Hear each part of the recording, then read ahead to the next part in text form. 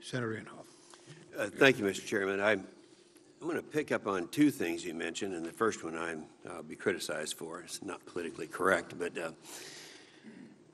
I'll make this statement. When you're around Washington and you're in these hearings, it's one thing, but when you go back to Oklahoma, and it's I do every week, it's another thing. And I'm always hit up with this idea, because not only we're talking about the Fort Hood thing now, but I could talk to you about Abdul Muttalib, the Christmas bomber. The extremist views were evident from the University College through London. It goes on and on. The 19 November, the father reports, and we all know about that report. Late November, he was added to the U.S. 550 name terrorist, identifies the data mart and all this stuff.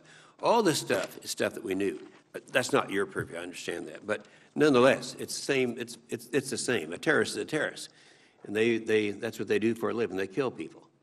And I'm for one, I know it's not politically correct to say it, I believe in racial and ethnic profiling. I think if you're looking at people getting on an airplane and you have X amount of resources to get into it, you need to get at the targets, not my wife.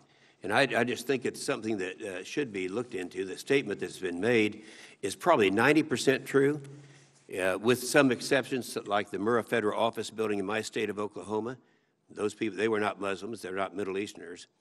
But when you hear that not all Middle Easterners or Muslims between the ages of 20 and 35 are terrorists, but all terrorists are Muslims or Middle Easterns between the ages of 20 and 35, that's by and large true.